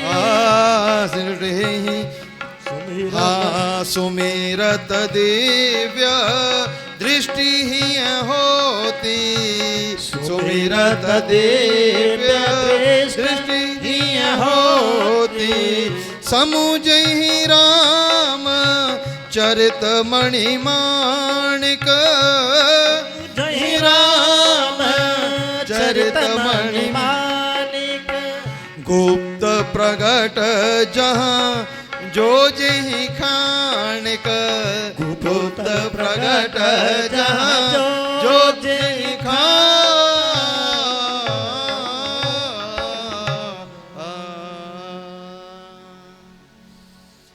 गोस्वामी तुलसीदास जी ने महाराज जी बहुत विस्तृत वंदना प्रकरण किया है। बहुत विस्तृत वंदना प्रकरण गोस्वामी जी कहते हुए गुरु वंदना सर्वप्रथम करते हैं। बाबा कहते बंदौ गुरु पद पद्म परागा। आहा हा। मिथिला वाले महाराज जी, ये गुरु वंदना की प्रथम चौपाई है कि गुरु के पदम पराग का वंदन करने से एक अर्थ तो है कि जो गुरु का पद्म पराग है वो सुरुचि है, वो श्वासित है और वो सरस अनुराग युक्त है। एक अर्थ तो ये है। दूसरा अर्थ इसका क्या है? बंदों गुरुपद पद्म परागा, जो अपने गुरु के पाद पद्म पराग का वंदन करता है उसका जो जीवन है वो सुरुचि हो जाता है, वो श्वासित हो जाता है। सुरुचि, सुवास, सरस, अनुरागा, और उसके जीवन में प्रभु के प्रति सरस अनुराग जो है वो उत्पन्न हो जाता है। ये इसका गुह्य भाव है। जो गुरु चरणों का दिव्य आश्रय ग्रहण करता है,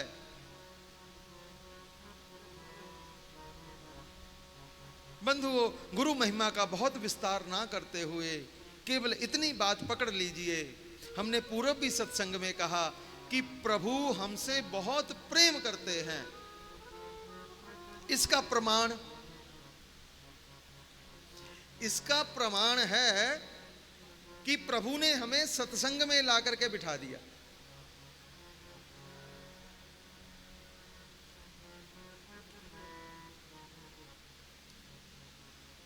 कोई व्यक्ति आपसे प्रेम करता होवे,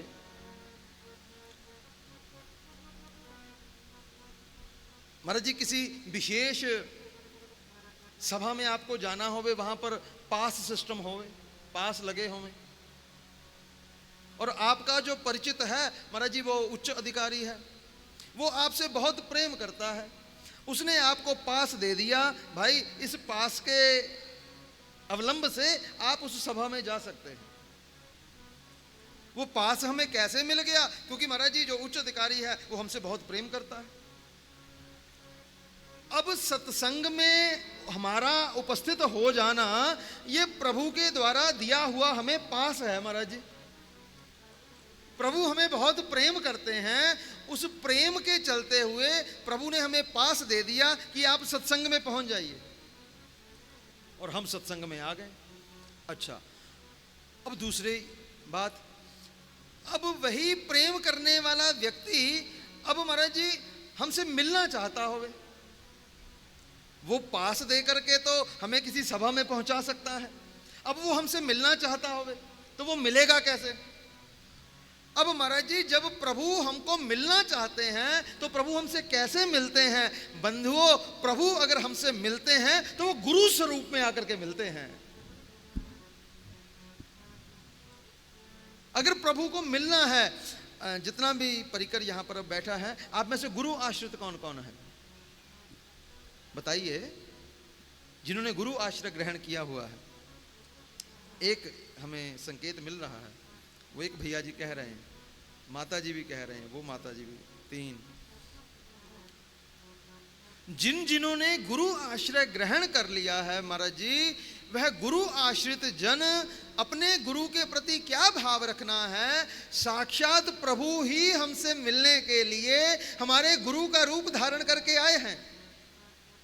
जब तक यह भाव नहीं रखेंगे बंधुओं, तब तक द्वैत उत्पन्न हो जाएगा। गुरु के गुण सुन करके उनमें श्रद्धा आ जाएगी, कोई ना कोई बात और सुन ली, कोई ना कोई क्रिया और देख ली, तब महाराज जी वहाँ पर अश्रद्धा होने का भी भय बना रहता है। जब तक यह भाव नहीं करेंगे कि वह कौन है, वह साक्षात श्री हरि ही गुरु का स्वरूप लेकर के हमसे इतना प्रेम करते हैं, इतना प्रेम करते हैं, अब श्री हरि से रहा नहीं गया, महाराज जी वो गुरु का स्वरूप धारण करके हमसे मिलने के लिए आ गए। हमारे मलूक पीठ महाराज जी 2 पंक्तियां गुनगुनाया करते हैं, क्या कहते हैं? आते ना वह श्री राम जो गुरुदेव के आकार में आते ना वह श्री राम जो गुरुदेव के आकार में रहता अंधेरा ही अंधेरा मोह का संसार में रहता अंधेरा ही अंधेरा मोह का संसार में आते ना वह श्री राम जो गुरुदेव के आकार में आते ना वह श्री राम जो गुरुदेव के आकार में रहता अंधेरा ही अंधेरा मोह का संसार में रहता अंधेरा ही अंधेरा मोह का संसार में। आगे वाले बंद में कहते हैं, रहते सभी रत भोग में अपना ही स्वार्थ साधते, रहते सभी रत भोग में अपना ही स्वार्थ साधते, है कौन निष्कामी बना देता लगा उपकार में, है कौन निष्कामी बना देता लगा उपकार में, आते ना वह श्री राम जो गुरुदेव के आकार में। तब क्या होता, रहता अंधेरा ही अंधेरा मोह का संसार में। जिसके जीवन में बंधुओं गुरु नहीं आया, गुरु वाणी नहीं आई, गुरु सिद्धांत नहीं आया, गुरु कृपा नहीं आई, उसके जीवन में अज्ञान का अंधेरा, मोह कहते हैं अज्ञान को, रहता अंधेरा ही अंधेरा मोह का संसार में। और आगे वाले बंद में कहते हैं, रहते सभी रत भोग में अपना ही स्वार्थ साधते। आहा, कितनी गंभीर बात और सत्य कहें वास्तविक हमारे अंदर का, हमारे अंतःकरण का परिचय दे रहे हैं कि हम आप सब स्वार्थ में रत होकर के केवल अपने भोगों को, अपने सुख को प्राथमिकता दे रहे हैं। लेकिन जब गुरु कृपा होती है तब क्या होता है कौन निष्कामी बना देता लगा उपकार में। गुरु कृपा का प्रतिफल क्या है, जब जीव पर उपकार में लग जावे और निष्काम होकर के लग जावे। है कौन निष्कामी बना देता लगा उपकार में। श्री वेदव्यास जी ने 18 पुराणों की रचना करी। श्री वेदव्यास जी से पूछा गया, हे व्यास भगवान आप कृपा करके बताइए 18 पुराणों की रचना करके, इन वेदों का विस्तार करके जन समुदाय के लिए आपका एक उपदेश क्या है। अगर एक शब्द में आपको उपदेश देना होवे तो आप क्या देवेंगे। तो वेदव्यास जी कहते हैं, अष्टादश पुराणेषु, अष्टादश का तात्पर्य 18, अष्टादश पुराणेषु व्यासस्य वचनम द्वयम्। 2 वचन मेरे, कौन से, पर उपकार च पुण्याय पापाय पर पीड़नम। पर उपकार से बड़ा पुण्य नहीं है और पर पीड़ा से बड़ा पाप नहीं है बंधुओं। वह कार्य हमको नहीं करना जो कार्य हम अपने लिए उचित नहीं समझते, कि कोई हमसे करे हमें उचित ना लगे, तो वह कार्य हमें किसी के प्रति नहीं करना। पर उपकार च पुण्याय पापाये पर पीड़नम। और उसके आगंतुक बंध में आचार्य चरण क्या कहते हैं? अंतः करण तमनाश हित निज वचन किरण प्रकाशिके। अंतः करण तमनाश हित निज वचन किरण प्रकाशिके। है इस तरह से कौन लगता जीव के उद्धार में। आहा, बलिहारी बलिहारी बलिहारी। गुरु के अतिरिक्त कौन महाराज जी साधक के उद्धार में लग सकता है? अंतःकरण के अंधकार को दूर करने के लिए गुरुजन अपनी वाणी का प्रकाश करते हैं। अंतःकरण तम नाश हित निज वचन किरण प्रकाशिके। है इस तरह से कौन लगता जीव के उद्धार में? केवल गुरु ही लगता है बंधुओं, गुरु ही लगता है। एक बात और कहते हुए आपको चलें, प्रत्येक योनि में जीव आत्मा के माता पिता बदलते रहते हैं। बहुत ध्यान से बात को पकड़िएगा बंधुओं। प्रत्येक योनि में जीव आत्मा के गुण कर्म स्वभाव के चलते हुए उसके माता पिता बदलते रहते हैं। लेकिन बंधुओं, आप किसी योनि में चले जावें, जिस गुरु ने आपका वर्ण कर लिया वो आपका हाथ नहीं छोड़ेगा जब तक वो आपको भगवत प्राप्ति नहीं करवा देता। आप किसी योनि में चले जावें, अगर आप कुकर सूकर भी बन जावेंगे तो आप अपने गुरु के स्थान के कुकर सूकर बनेंगे। महाराज जी, गुरु तब तक आपका हाथ नहीं छोड़ता जब तक उस जीव का उद्धार नहीं कर देता।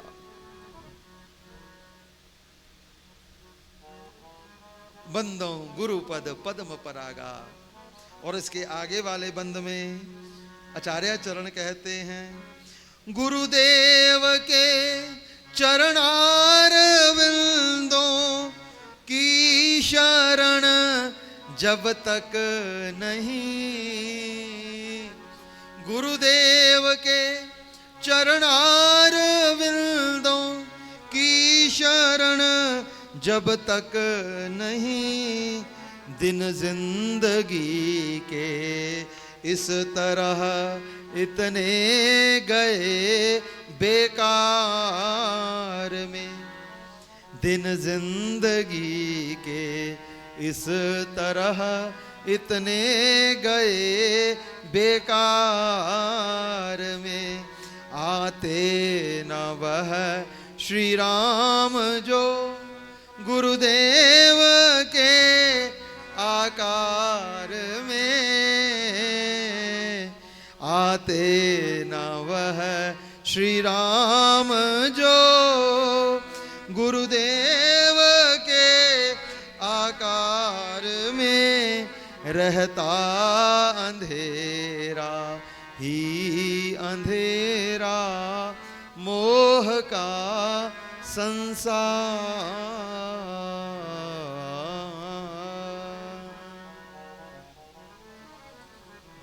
गोस्वामी जी कहते, बंदों गुरु पद कंज कृपा सिंधु नर रूप हरि। उसी बात को गोस्वामी जी भी दोहरा रहे हैं। क्या कह रहे हैं? मैं उस गुरु के चरणों का वंदन करता हूँ, उनके चरण पद कंज की महाराज जी दिव्य रूप से वंदना करता हूँ जो नर रूप में हरि हैं। बंदों गुरु पद कंज कृपा सिंधु नर रूप हरि। महामोहतम पुंज जासु वचन रवि कर निकर। दिव्य रूप से गुरु वंदना करते हुए गोस्वामी तुलसीदास जी अब महाराज जी वंदना प्रकरण को और आगे बढ़ाते हैं। ब्राह्मण वंदना करते हैं, महिषुर वंदना करते हैं, तद महाराज जी संत वंदना करते हैं, सत्संग वंदना करते हैं, खल वंदना करते हैं, असज्जन वंदना करते हैं।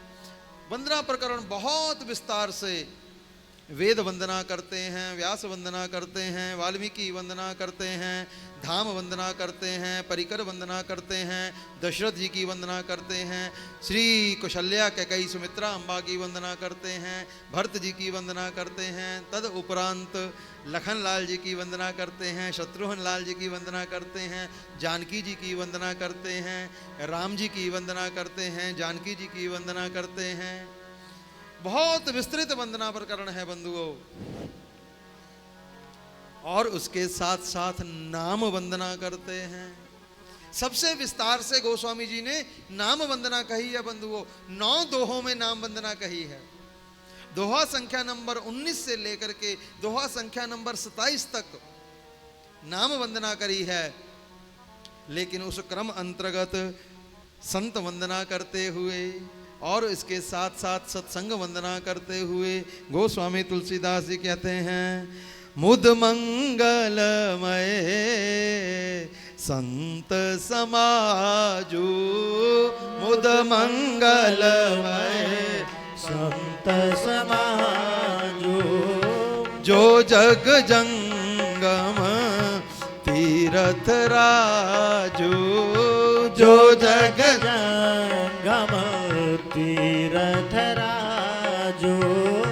राम भगति जहाँ सुर सरी धारा, राम भगति जहाँ सुर सरी धारा।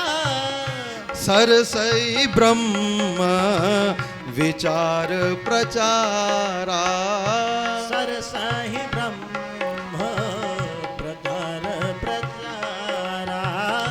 विधि निषेधमय कलिमल हरणी, विधि निषेधमय कलिमल हरणी।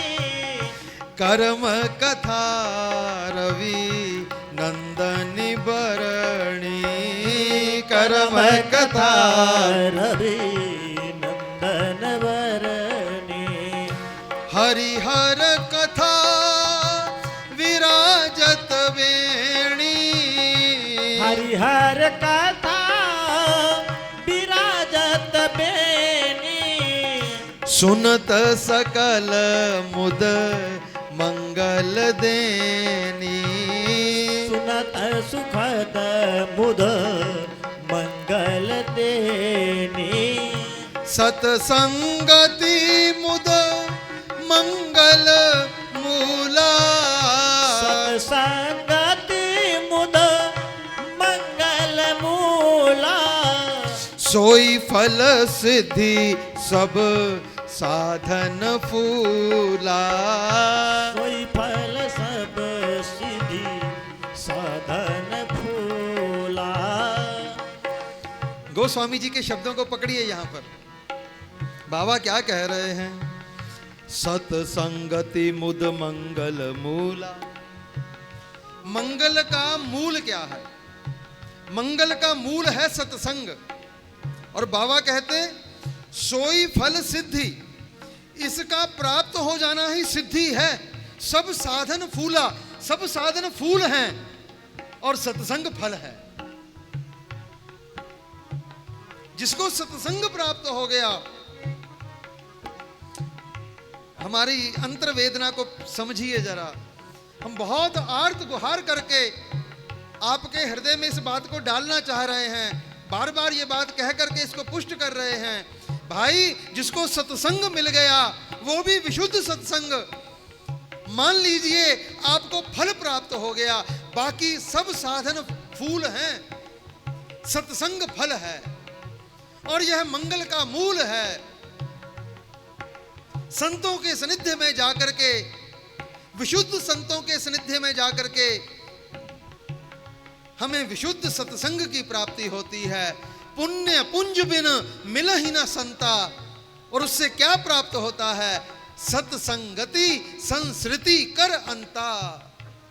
जब विशुद्ध सत्संग प्राप्त हो जाएगा तब हमारी संस्कृति का अंत जो है वो कब हो जाएगा हमें पता ही नहीं चलेगा। बंधु गोस्वामी जी कहते हैं, सठ सुधरहि सत संगति पाई, सठ सुधरहि सत संगति पाई, पारस परस को धातु सुहाई, पारस परस कुघात सुहाई, पारस परस को धातु सुहाई, पारस परस कुघात सुहाई।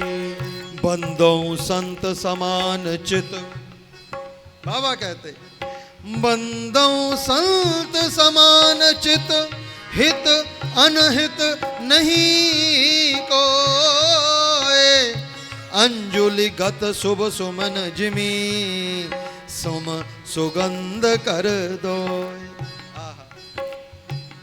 संतों के सानिध्य में जाकर के बंधुओं, एक इत्र बेचने वाला आपके घर में मोहल्ला में आवे, भाई इत्र ले लो, इत्र ले लो। आपने उसको आवाज लगा ली, भाई इत्र दिखाओ। वह आपके घर में आया, घर में आकर के आपको सब प्रकार के इत्र दिखा रहा है। गुलाब का दिखा रहा है, मोगरे का दिखा रहा है, चमेली का दिखा रहा है, खस का दिखा रहा है, ऊद का दिखा रहा है, मोती का दिखा रहा है, सब प्रकार के इत्र दिखा रहा है। आपने पूछा, भाई इसका क्या भाव है? उसने आपको भाव बताया। आपने कहा नहीं नहीं भाई बहुत महंगा है।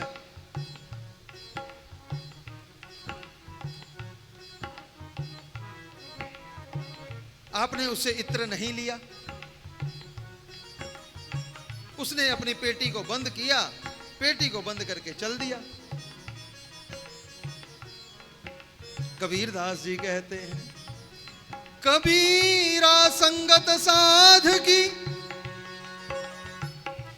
ज्यों गंधी की बास, जो पे गंधी ना लही तो भी बास सुवास। साधु की संगति क्या है? वो तो इत्र की सुगंध है बंधुओं। अगर आप उससे नहीं भी खरीदेंगे, उसका आदर सम्मान नहीं भी करेंगे, बंधुओं संत तो जाते जाते अपनी सुगंध को बिखेर करके जाएंगे। वास्तविक संत कौन? जिसके जीवन में आने पर हमें प्रभु प्रिय लगने लग जावे, बस ये उसकी पहचान है बंधुओं।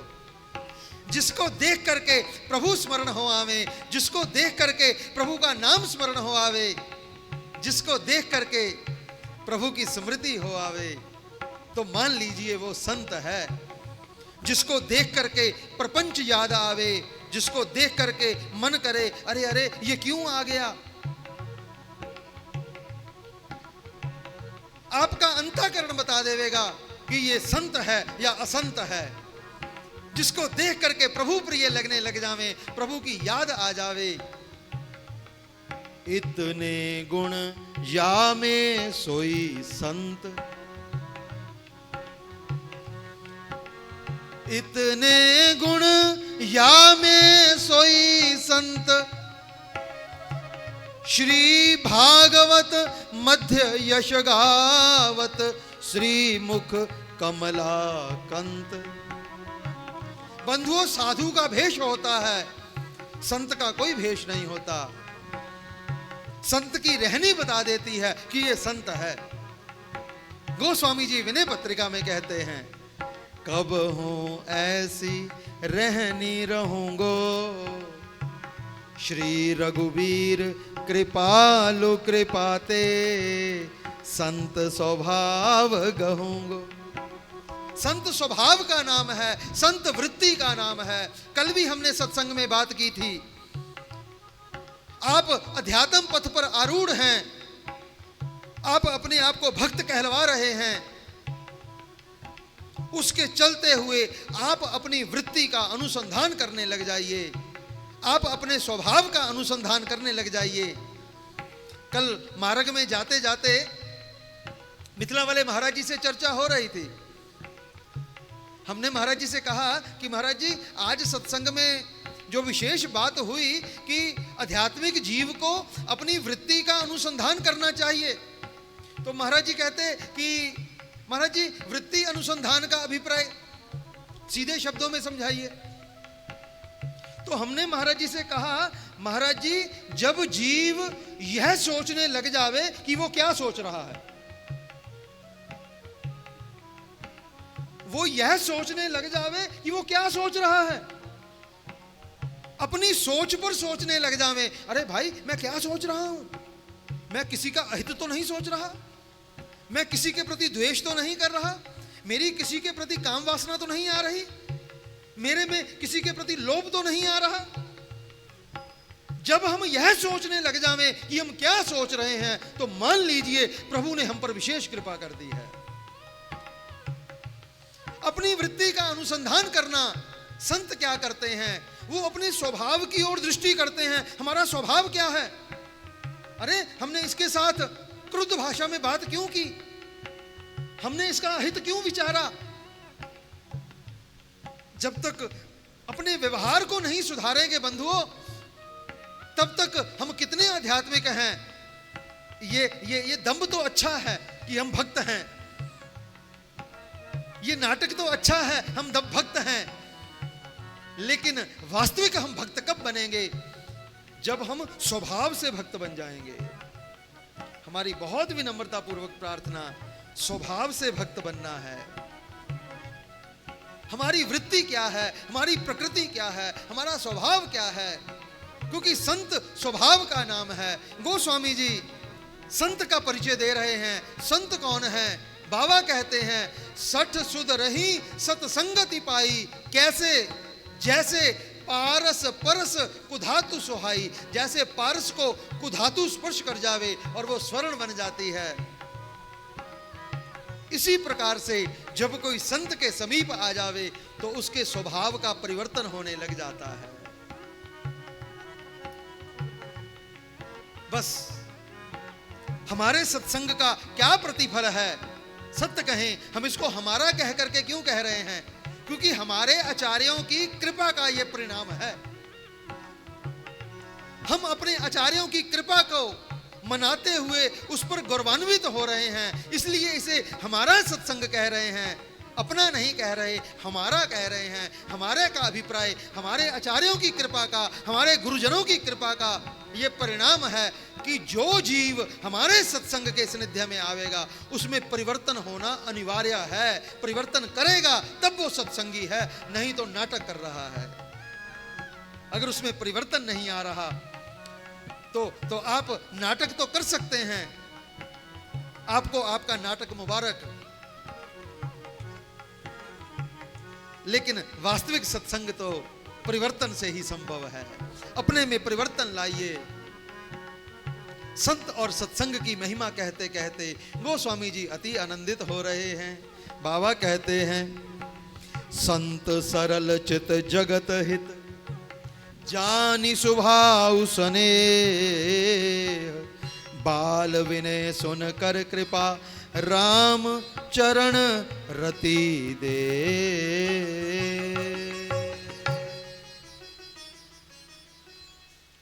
बस प्रभो मुझे संतों का संग प्राप्त होवे, सत्संगति प्राप्त होवे, जिसके परिणाम स्वरूप राम चरण रति देहो। प्रभो मुझे युगल चरणों की रति प्राप्त हो जावे। आज हमने सत्संग का प्रारंभ भी यहीं से किया था।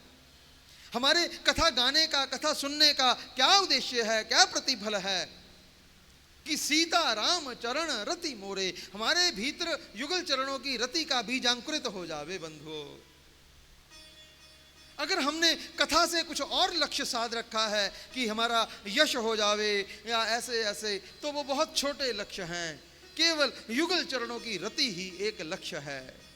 सत्संग के उपरांत विचार कीजिए हमें प्रभु कितने प्रिय लगे, कितने प्रिय लगे। ये सत्संगति का विशुद्ध प्रतिफल है बंधुओं, विशुद्ध प्रतिफल है। तो महाराज जी अपूर्व भाव से रसिक जो हैं वो सत्संगति को दिव्य रूप से महाराज जी दर्शन करवाते हैं कि संतों का संग करके जीवन में क्या प्राप्त होता है। श्री भिक्षु जी महाराज कहते, हर हाल में खुश रहना, संतों से सीख जाए, हर हाल में खुश रहना, हर हाल में खुश रहना, संतों से सीख जाए, हर हाल में खुश रहना, संतों से सीख जाए, हर हाल में खुश रहना। थोड़ा रिदम बढ़ाओ, रिदम बढ़ाओ थोड़ा। हर हाल में खुश रहना, हर हाल में खुश रहना, संतों से सीख जाए, हर हाल में खुश रहना, संतों से सीख जाए, महफिल में जुदा रहना, महफिल में जुदा रहना, संतों से सीख जाए, महफिल में जुदा रहना, ओ महफिल में जुदा रहना, संतों से सीख जाए, हर हाल में खुश रहना, हर हाल में खुश रहना।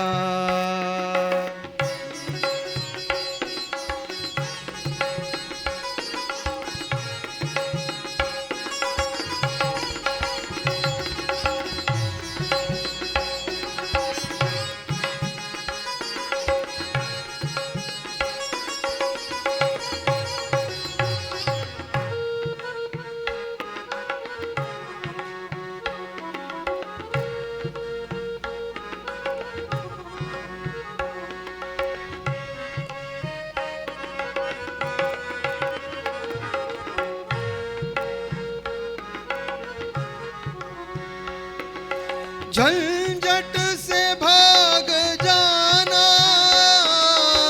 सब लोग बताते हैं, झंझट से भाग जाना, सब लोग बताते हैं, झंझट में बच के रहना, झंझट में बच के रहना, संतों से सीख जाए, झंझट में बच के रहना, संतों से सीख जाए, हर हाल में खुश रहना, हर हाल में खुश रहना, संतों से सीख जाए, हर हाल में खुश रहना, संतों से सीख जाए, हर हाल में खुश रहना।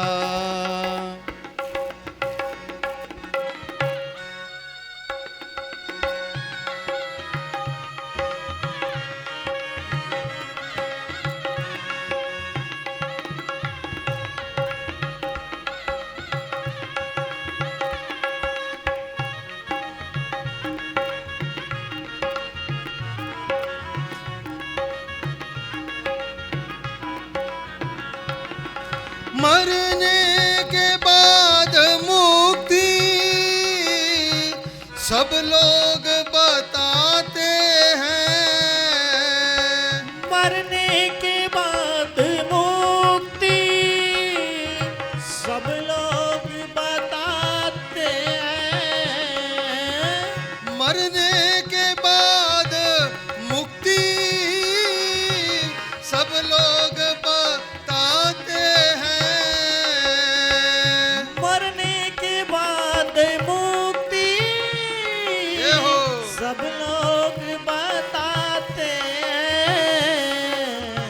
कल वाली बात का स्मरण कीजिए।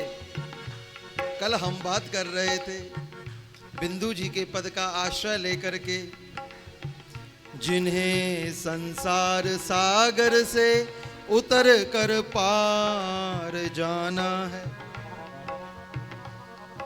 मरने के बाद मुक्ति सब लोग बताते हैं। मुक्ति का अभिप्राय क्या है बंधुओं? मुक्ति कौन चाहेगा? जो पहले अपने आप को बंधा हुआ अनुभव करेगा। अरे भाई मैं बंधा हुआ हूं, मैं मुक्त हो जाऊं। अगर हम इस संसार सागर में अपने आप को बंधा हुआ अनुभव नहीं कर रहे हैं तो मुक्ति कहे की बंधुओं? तो मुक्त होना क्या है? हम बंधे किसमें हुए हैं?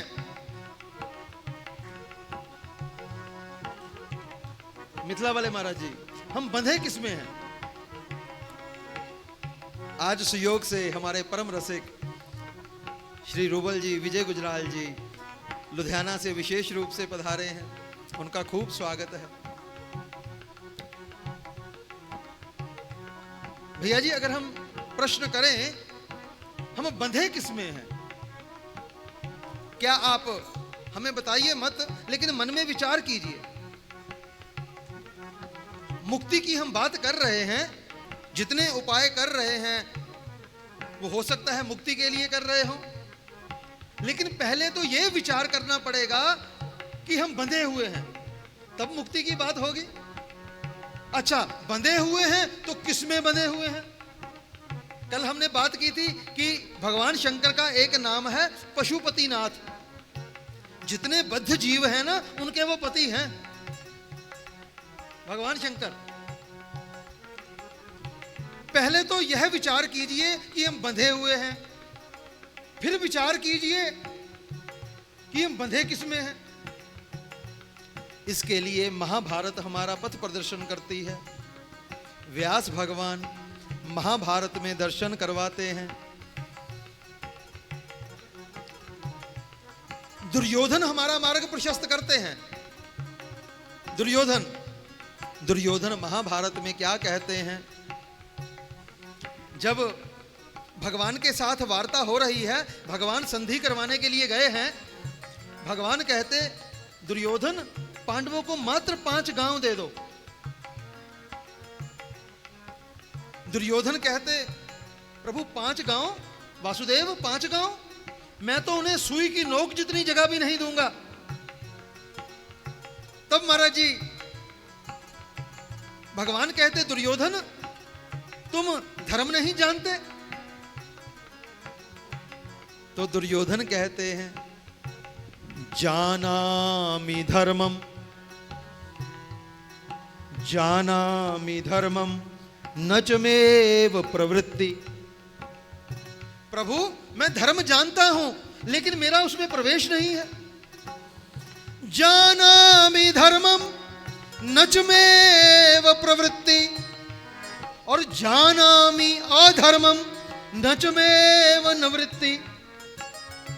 प्रभु धर्म जानता हूं, उसमें मेरा प्रवेश नहीं है, और अधर्म भी जानता हूं, उससे मैं निकल नहीं पा रहा। भगवान कहते दुर्योधन ऐसा क्यों? तुम धर्म जानते हो, तुम उसमें प्रवेश नहीं कर पा रहे, अधर्म जानते हो, उससे निकल नहीं पा रहे। दुर्योधन कहता केनापि देवन हृदय स्थितेन यथा नियुक्तोस्मि तथा करोमि। प्रभो वासुदेव, मेरे हृदय में एक देव बैठा है। केनापि देवन, मेरे हृदय में एक देव बैठा है, वो जैसा मुझे नियुक्त करता है मैं वैसा करता हूं। यथा नियुक्तोस्मि तथा करोमि। यही बंधन का कारण है। वो देव कौन है जिसको बंधुओं हम देव समझ रहे हैं? कामना रूपी देव हमारे भीतर बैठा है। कामना ने हमें बांध रखा है और उसी कामना के बंधन में चलते हुए हम कामना में बंधे हुए हैं और महाराज जी उससे मुक्त नहीं हो पा रहे हैं। जिस दिन कामना से मुक्त हो गए उसी दिन हमारी यहां पर जीते जी ही मुक्ति हो जाएगी। हम बंधे किसमें हैं? कामनाओं में। ये मिल जावे, ये मिल जावे, उसका संकल्प, उसका विकल्प, उसका संकल्प, उसका विकल्प, ये कामनाएं हमें बांधे हुई हैं। गीता के दूसरे अध्याय में भगवान कृष्ण अर्जुन से कहते हैं, ध्यायते विषयानुपुंसः संगास्तेषु उपजायते संगात संजायते कामा काम क्रोधो विजायते क्रोधो भवति सम्मोह सम्मोह स्मृति विभ्रमः स्मृति विभ्रमः बुद्धिनाशो बुद्धिनाशो प्रणयश्यति। इन कामनाओं का बीज जब अंकुरित हो जाता है तो उस कामना को पूर्ण करने के लिए मन में काम, और अगर कामना पूर्ण हो जावे तो उसका लोभ, अगर ना पूर्ण होवे तो क्रोध, अगर क्रोध आ जाता है वो हमारी स्मृति का भक्षण कर लेता है। स्मृति विभ्रम, जब स्मृति चली जाती है तब बुद्धि नाश हो जाता है, जब बुद्धि का नाश हो जाता है जीव का विनाश हो जाता है। स्मृति विभ्रम बुद्धि नाशो प्रणश्यति। तो अपूर्व भाव से हम कामना में बंधे हैं, कामना में बंधे हैं। जितना जितना कामनाओं से मुक्त हो जाएंगे, और कामनाओं से मुक्त कौन करता है? रहते सभी रत भोग में अपना ही स्वार्थ साधते, है कौन निष्कामी बना देता लगा उपकार में। गुरु कृपा, गुरु वाणी, सत्संग, सत्संग की कृपा हमें कामना से मुक्त करती है बंधुओं, हमें वास्तविक तत्व का बोध करवाती है। कुछ नहीं, केवल प्रभु ही हैं, प्रभु ही हैं, प्रभु ही सब में विहार कर रहे हैं। इसलिए भिक्षु जी महाराज कह रहे हैं, मरने के बाद मुक्ति सब लोग बताते हैं, मरने के बाद मुक्ति सब लोग बताते हैं। ओ जीते जी मुक्त होना, जीते जी मुक्त होना, संतों से सीख जाए, जीते जी मुक्त होना, संतों से सीख जाए। ओ हर हाल में खुश रहना, हर हाल में खुश रहना, संतों से सीख जाए, हर हाल में खुश रहना, हर हाल में खुश रहना, संतों से सीख जाए, हर हाल में खुश रहना। दुनिया के लोग दौलत पा कर के मुस्कुराते, दुनिया के लोग दौलत पा कर के मुस्कुराते, दुनिया के लोग दौलत पा कर के मुस्कुराते, दुनिया के लोग दौलत पा कर के मुस्कुराते, पर भिक्षु बन के रहना, पर भिक्षु बन के रहना, संतों से सीख जाए, पर भिक्षु बन के रहना, संतों से सीख जाए, पर भिक्षु बन के रहना, पर भिक्षु बन के रहना, संतों से सीख जाए, पर भिक्षु बन के रहना, संतों से सीख जाए, हर हाल में खुश रहना, हर हाल में खुश रहना, संतों से सीख जाए, हर हाल में खुश रहना। राम कृष्ण हरि, राम कृष्ण हरि, राम कृष्ण हरि, ओहो, राम कृष्ण हरि, राम कृष्ण हरि, राम कृष्ण हरि, राम कृष्ण हरि, राम कृष्ण हरि, राम कृष्ण हरि, राम कृष्ण हरि, राम कृष्ण हरि, राम कृष्ण हरि, राम कृष्ण हरि, कृष्ण हरि, राम कृष्ण हरि, राम कृष्ण हरि, राम कृष्ण हरि, राम कृष्ण हरि, राम कृष्ण हरि, राम कृष्ण हरि, राम कृष्ण हरि, राम कृष्ण हरि, राम कृष्ण हरि, जय जय राम कृष्ण हरि, जय जय राम कृष्ण हरि, राम कृष्ण हरि, जय जय राम कृष्ण हरि, जय जय राम कृष्ण हरि, जय जय राम कृष्ण हरि, राम कृष्ण हरि, जय जय राम कृष्ण हरि, राम कृष्ण हरि, राम कृष्ण हरि, राम कृष्ण हरि, राम कृष्ण हरि, राम कृष्ण हरि, राम कृष्ण हरि, राम कृष्ण हरि, राम कृष्ण हरि, जय जय राम कृष्ण हरि, जय जय राम कृष्ण हरि, राम कृष्ण हरि, जय जय राम कृष्ण हरि, जय जय सीताराम, जय जय सीताराम, जय जय सीताराम, जय जय सीताराम, जय जय सीताराम, जय जय सीताराम, सीताराम, जय जय सीताराम।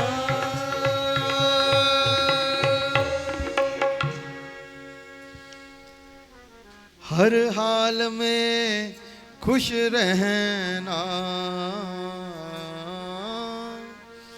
हर हाल में खुश रहना, संतों से सीख जाए,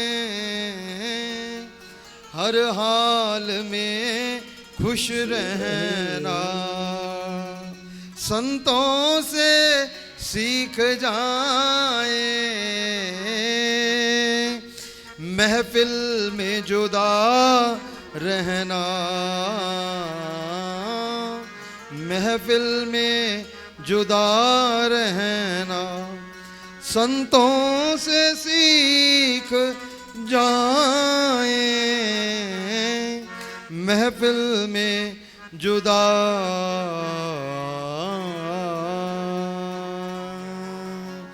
सियावर रामचंद्र भगवान की जय।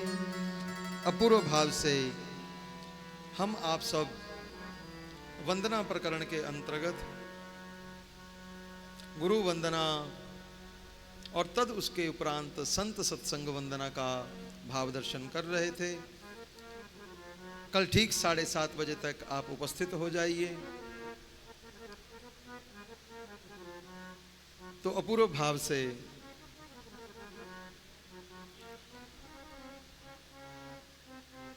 साढ़े 7 बजे से लेकर 10 सवा 10 बजे तक जो क्रम रहता है,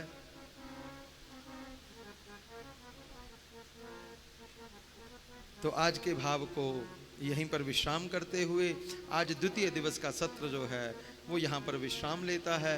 कल ठीक समय पर पधारिएगा। अब हमारे आचार्य चरण श्री शुक्ला जी ठाकुर जी की आरती का मंगलमय भाव दर्शन श्री शुक्ला जी के मधुर वाणी से। नारायण। हरि ओम चंद्रमा मनसो जातः चक्षुषोरो अजायत श्रोतद्वयस् प्राणस्य मुखादग्निर्जायता। आरति श्री रामायण जी की कीरत कलित ललित सियपी की। आरति श्री रामायण जी की कीरत कलित ललित सियपी की। गावत ब्रह्मादिक मुनि नारद वाल्मीकि विज्ञान विशारद। सनकादि शेष अरु शारद बरनि पवन सुत कीरति नीति आरती श्री रामायण जी की गावत वेद पुराण अष्टदश छवो शास्त्र सब ग्रंथन को रस मुनिजन धन संतन को सर बस सारयांश समत सबही की आरती श्री रामायण जी की कीरत कलित ललित सियपी की गावत संतत शंभु भवानी रुघट संभव मुनि विज्ञानी व्यास आदि कभी वर्ज बखानी काग भुसुंडी गरुड़ के ही की आरती श्री रामायण जी की कीरत कलित ललित सियपी की कलिमल हरनि विषय रस फीकी सुभग सिंगार मुक्ति जुबती की दलन रोग भव मोरियमी की तात मातु सब विधि तुलसी की आरती श्री रामायण जी की कलित ललित सियपी कर्पूर गौरम करुणावतारम संसार सारम